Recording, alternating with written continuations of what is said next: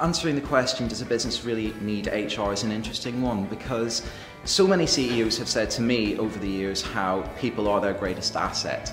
And if you were to say that a business in turn doesn't need HR, then that would make that argument pointless. It would mean that people aren't really their greatest asset if they feel the need to have this department. I think though that it's fair to say that HR needs to change and adapt to find its place within business. I think it's time that it broke down its silos. It was much more involved in collaborating with other departments in order to make the business really aware of what they do and what they can actually bring to the rest of the organisation. It's actually really interesting because in December's issue of Dialogue, we asked the question to global HR directors and CEOs, does your business need HR? Is HR dead? And I think that what was really interesting was that somebody came back to me and said, well, HR is broken, but there could be changes, small changes, and really changes with perception that could make it a lot more relevant, a lot more credible within business. HR isn't dead. I don't love the title HR. I wish people would call the HR function the people director, for instance, or the head of people. It's not dead. However, everyone has to take responsibility for the people function, not just the HR director, people director, because it's about ownership. Because however great your product is, your buildings, your office, at the heart of all of it will be the people, and that has to be the most important focus for any business.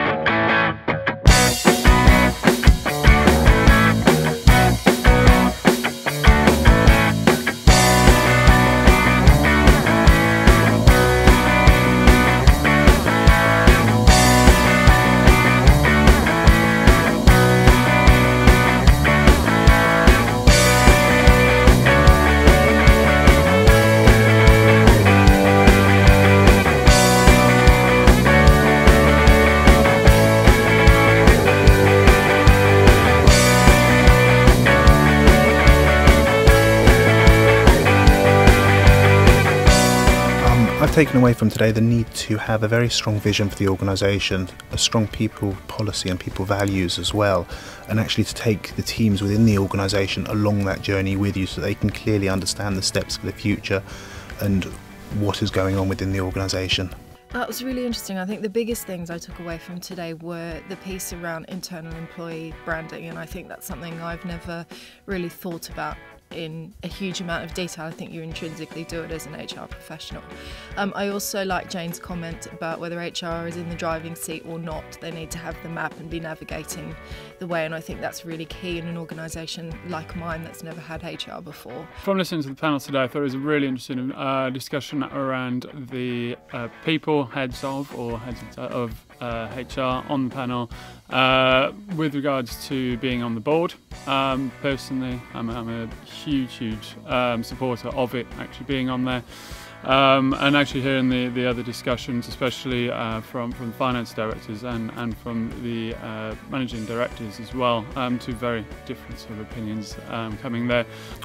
I think for me it just reinforced my own perspective on HR, which is that if it is going to be credible, if it is going to have a voice in the business, and it is going to have a seat at the table that makes the decisions, it must understand how the business works commercially, and it must be proactive, because the second it becomes reactive, it's lost.